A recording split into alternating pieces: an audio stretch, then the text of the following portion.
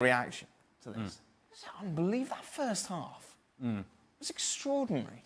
And as bad as the first half was, I think the second half is even more concerning when you think of the lack of urgency, the lack of energy, the lack of reaction by Manchester United. A 3-1 is still Manchester United playing against Brighton. So you're thinking, okay, we're going to go into halftime. We're going to put in a message in where we get a second goal. Now we put Brighton in a situation where they have to defend. They're going to have to hang on. It's going to be nearly impossible for them to hang on to the 3-2 result, potentially. They never really got that second goal back until the 94th minute. But besides the fact that they get the late second goal, is the idea that there was never a thought, a process, an urgency, a level of energy that you needed for Manchester United to establish themselves in the game and really pressure Brighton. And that's the thing that would concern me, because it tells me that this is a team that there's a disconnect. Yeah. Whether it's between the players, whether it's with the players and the manager, or whether it's the fact that Jose Mourinho spent all the preseason saying, well, this group that I have is not good enough. And if you keep telling guys that they're not good enough, that they need more, that they need something else, well, in the end, what you're doing is creating a built-in excuse, and you're creating an environment in which it becomes a self-fulfilling prophecy. You say they're not good enough, well, they just show you they're not good enough. On that point, Shaq, I just want to bring up Paul Pogba's comments after the game. Jose Mourinho, after the game, was actually quite quiet for Mourinho, said that his team made mistakes and Brighton made the most of them. That's what Pogba said. They had more hunger than us. I put myself first, that my attitude wasn't right enough. We made mistakes we shouldn't make. My attitude wasn't right enough. Well, a professional footballer going into this game, that astounds me. More than just a professional footballer, we are talking about a World Cup winner. We are talking about the Manchester United captain, the player who's become the face of arguably the world's biggest football club. Talking about his attitude not right enough in the second game after winning the World Cup, by the way. And I think this speaks to what we've seen between Paul Pogba and Jose Mourinho playing out. That it's not that easy just to switch off the criticism and be the player that you want to be. And again, this comes down to man management. But Paul Pogba here, as much as he's taking the blame, kind of epitomized what's been going on with Manchester United and what we saw all game long. Now, as I looked at this game, first of all, you have to start by saying credit to Brighton and Hove Albion, who were absolutely fantastic. A week ago, got bullied at Watford. And then come home to this one thinking, this is not the game we want. This is a Manchester United who started so well 12 months ago. This is not what we want. And even though Manchester United had the lion's share of the possession, especially early on, they never bothered Brighton and didn't put them under any kind of pressure. All that possession was along the back four. Little ball into the middle to Fred every now and then. And Brighton grew into this game and realised, hold on, it's here for the taking. And my issue with Manchester United, despite the possession, I have no problem with you keeping the ball in the back, dictating the pace of the game. At no point did you look like you could hurt Brighton and Hove Albion. And that has been my complaint about Jose Mourinho's sides for some time now, that they want to find a formation, find a shape, and wait for the other team to make a mistake. And if they don't, they struggle. And if you do, you find yourself on the wrong side of a result, which is exactly what happened today. Brighton and Hove Albion made no mistakes. They got the 2 goals, but didn't trouble them anywhere near as much as they should have. Manchester United did, and they come away with 0 points. Gab? No, look, if Paul Pogba, I appreciate Pogba said what he did, and we're sitting here trying to parse his words and what did he mean by attitude, like he's the freaking oracle. I might just suggest to you that if Pogba had come out and said nothing, everybody would be out there hammering Jose Mourinho again, the way everybody's been doing, because this was a poor performance. I don't have a problem with Pogba coming out and basically saying, we, the players, were really bad today, and we let the manager down. And that's effectively what he said with the attitude. You know, we criticize him before when we talk about tension between him and Mourinho. Here's a situation where he's taking it on the chin as captain with himself first and foremost, and then, you know, speaking for the team and not going out and maybe trying to save the manager some bullets. And now we're criticizing him again. You know, it wasn't Pogba who decided to go and play Bailly and Lindelof, who, by the way, Mourinho bought. It wasn't him who like Ashley Young did on the first goal, just was totally out of position. He didn't do all this stuff. He went out there and said, we were awful today. We, the players, we take responsibility. Our attitude was wrong. And now, you know, for people to come out and say, oh, but the attitude is the one thing we can control. Yeah, that's what he's saying. He's saying we were bad. Look at us. Maybe not so much the manager this time. In the Premier League, Gab Marcotti was given a solo. Okay. Chance today to pick the team of the weekend. Here it is in all of its beautiful glory. Kun Aguero there, David Silva, Pedro, Richarlison, Maddison, Proper. Is there anyone that we feel we should be... Eden Hazard came in and changed the game. Made a difference. Destroyed Arsenal down that side once he came onto the field. I mean... Instead of who? Who would you have instead of Pedro? Yeah, instead of Pedro. Gab, you were there. Yeah, sorry. Official Team of the Week rules state that you don't get into the Team of the Week if you play less than a half. So unfortunately, while Eden Hazard was very good when he came on, he doesn't get into the Team of the Week. So if you change the game... Hold on a second. You know Gab just made that up on the I know. spot and he's going to regret it. I'm saying, if you change the game... Yes. And you impact it in a way that now your team wins because you're on the field... That doesn't allow you an entrance into I don't know why you're looking at me. I don't make the rules, because and they're not rules. Hey, Anyway, Gab's just made that up in his head. Okay, well, because I tried reason with Gab, and that doesn't work. So I look at you because then hopefully you have an answer. I have no answer. Have you tried to reason with that? No, but Well, what to say? I can only assume that Gab forgot that Hazard was involved. Or he left early from his corporate no, seat. I did not. Could have. That's what it is. That's what it is. I did not forget. No, I just think on principle, if you're out there for 90 minutes, there's chances that you can go and do bad things as well as good things. Marcos Alonso, for example, he scored a goal. He scored the winner, in fact, set up by Hazard, admittedly. He assisted on another goal. But he was also terrible defensively, right? So how but that's was because Hazard he was out there for terribly? 90 minutes. He put in a full switch. Oh, I see. Hazard was only out there for half an hour.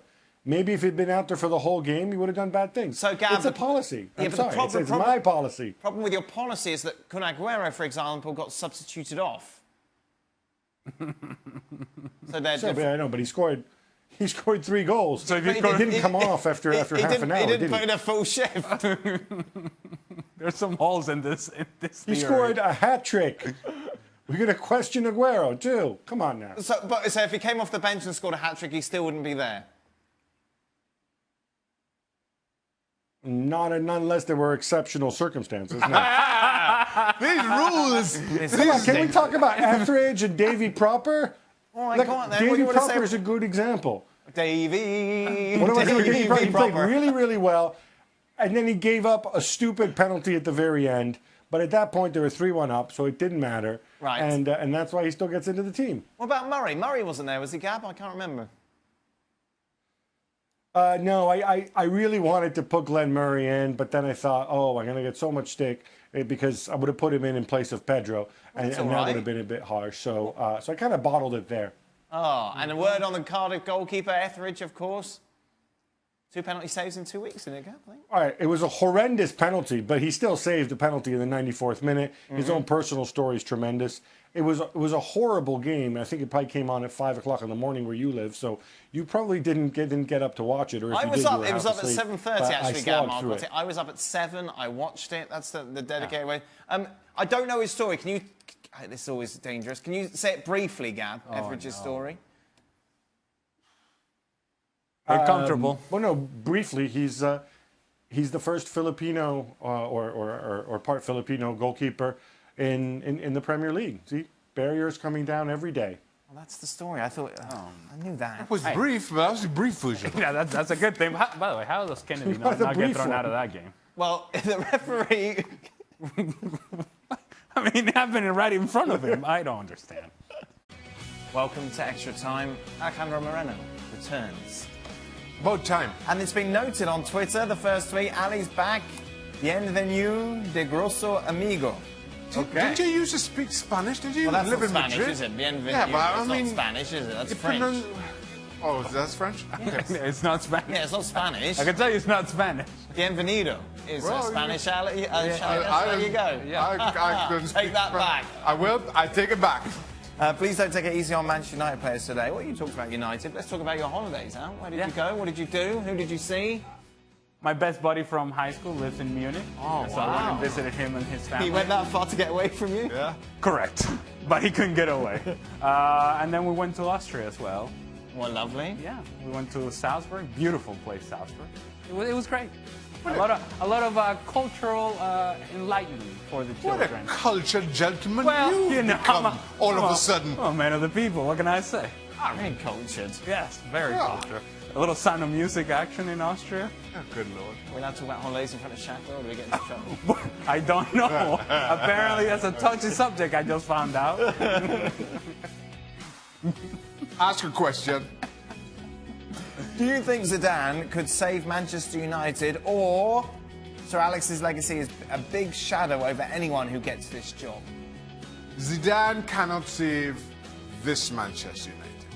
And I think the biggest issue for Zinedine Zidane or whoever the next Manchester United boss is, or this one for that fact, is as this continues, they're falling further and further behind Manchester City. Yes. And I think at this point, they've even fallen behind Liverpool, who've shown no real signs of slowing on their progression. So this continues, or the longer it continues, the longer United fans will have to wait before they see another title. Gab, how close are we to the bottom completely falling out of Mourinho at Manchester United? I don't know. I mean, look, he's signed. This is the thing, right? Back in January, he signed that very big contract extension. United are running a business. For better or worse, they've lost one game. So, unless Mourinho wants to somehow get himself fired, if he sticks around, as long as it keeps them floating in the top four, and maybe they make a run in Europe, I can't see United coming out and firing him. So I think necessarily the situation is going to improve. It has to improve, but this is classic third season issues with United. Have you ever assisted on a goal, and was it better than Ederson? Shaka Hislam. I have once. Tell us about it, and all its lovely details. I have once. Played for Newcastle. Newcastle It was Aston Villa. I think it was Villa Park. Right. Don't play like you don't know. It's not like you had 1,000 assists in your career. You had one, I'm just so. trying to pick. I'm trying to pick the best one. Trying to pick the best one out. I remember it might have been Villa Park, or I don't know. If I remember correctly. Come on, man. Well, it wasn't a goal kick. I can say that much. Rolly ball to the edge of the box, over the top for Les Ferdinand. Nobody could stop Les Ferdinand in those circumstances. 1-0. So did you mean for that ball to go where it went, or you just hitting it and then hope that something absolutely, absolutely. Oh, Les and I had a thing. You had a thing, What on earth was the thing? What is Similar that thing? signal. And if it was such a good thing, why don't it only ever work once? Well, how much time question. we have? All right, well, I would put my kicks a certain distance every single time, or thereabouts. And then once, because Les liked them hung up, he liked to challenge. And then when I give him the eyes, like that, I could drill it a little flatter, and he would run onto it. But you had to draw the defense out for that to happen. Once, Jack. Huh? Well, he kept missing the others. He missed the others, didn't he? He kept missing empty goals. He didn't see the sign. He didn't see the sign. Right, I give him the order. I give him the order, Yeah. like that, Yeah. like that, and he just kept putting it away. Miscommunication. Gab, do you agree with Mbappe's comment that Neymar is still the superstar at PSG? Well, in terms of superstar, yeah. And look, by the way, obviously, Mbappe has to say that. But, the way this kid is going, based on what we saw again on Saturday, sky's the limit. He's certainly on a trajectory which I think will take him to Neymar's level and beyond.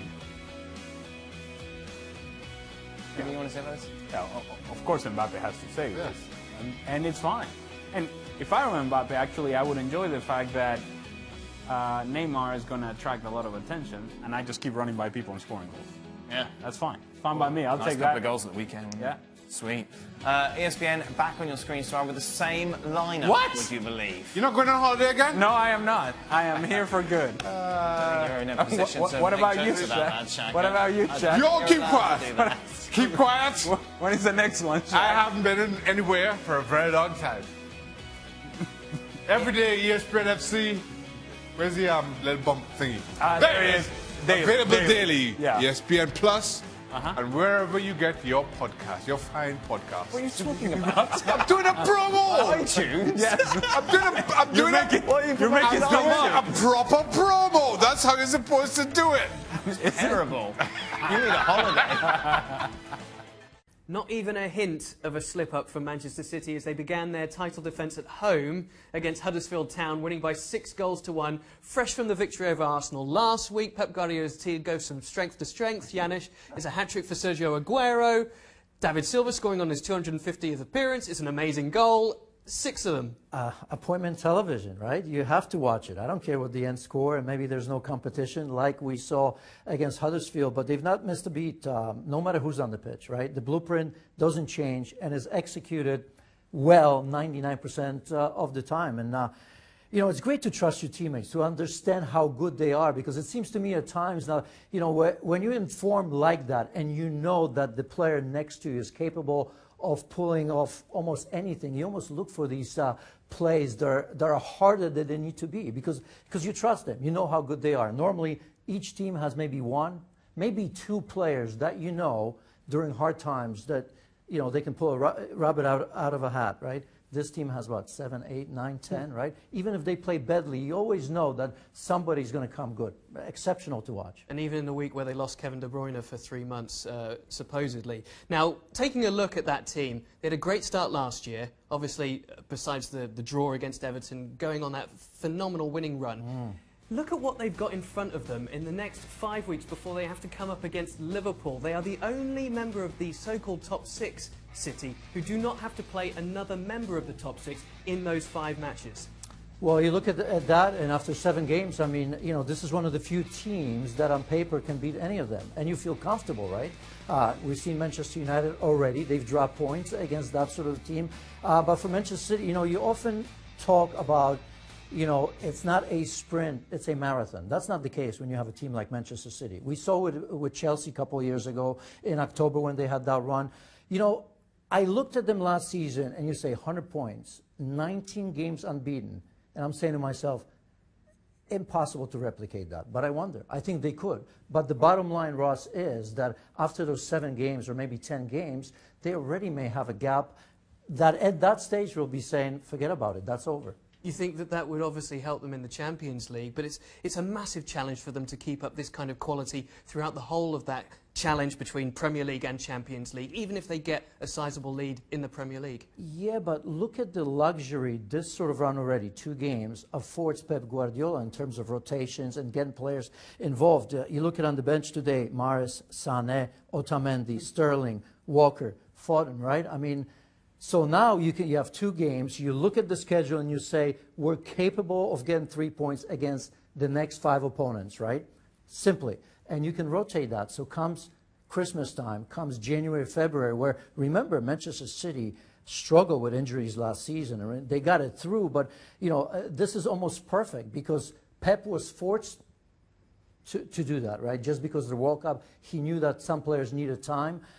So that luxury, if they run the table in the next 4 or 5 weeks, I think it benefits them, no? It's looking very good for them, certainly, just after 2 games or so. But it's worth mentioning, 100 points last year against Huddersfield at home. They dropped 2. So they're already bettering what they did last year. An incredible repeat win for Brighton and Hove Albion against Manchester United at home, the same as they did last year, but this time by a margin of 3-2. It wasn't that close, Yanis, even though Manchester United got the late consolation. For most of that match, United going forward were a non-spectacle. And you know what? The worst part for United is that you could sense that Brighton believed from the get-go, right?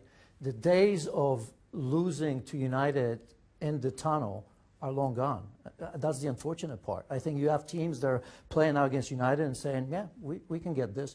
because they see what's happening there. It's the negative identity that Manchester United have, players playing with fear. You can question the quality of the squad. Certainly, it's easy to put a lot of it on Jose Mourinho, but I think you have to look at the players as well. I mean, yes, it's one thing to play with fear. Yes, maybe another thing is to say, look, our managers doesn't trust us, doesn't think we're good enough, right? Because we've heard that.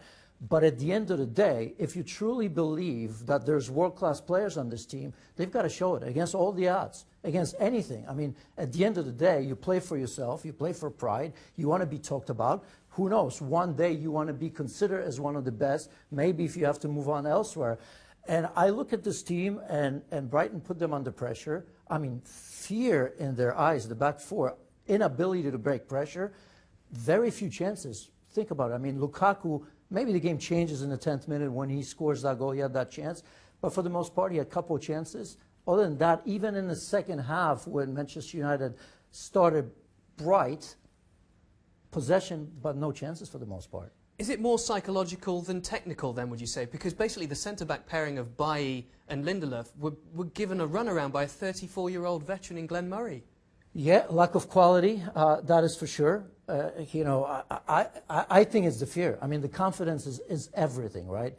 This is Manchester United that, you know, you look at left back, I mean, people are talking about Luke Shaw.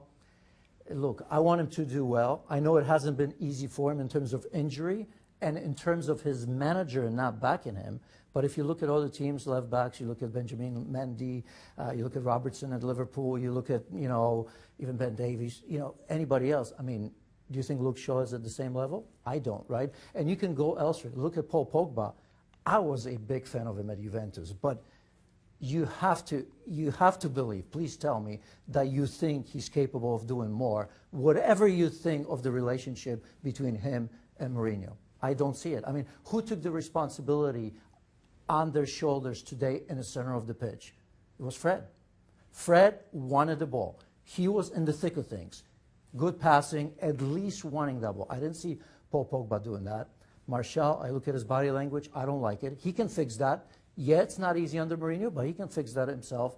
Rashford, nothing special. Lingard came in, didn't change the game.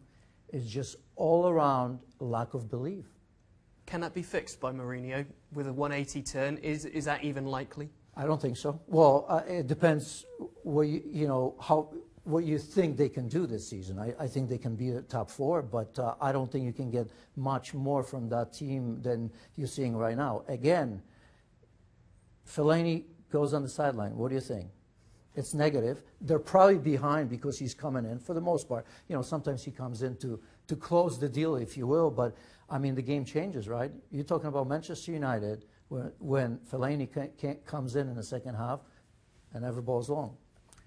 That's not the mentality that I know from Manchester United. But I'm old, or getting older, I should say. Well, it's certainly growing time now. It's certainly been under 3 managers that Fellaini seems to be a very go-to plan B. It happened today for Manchester United, but the result went against them. Full credit to Brighton. Brilliant performance from them, helping their cause.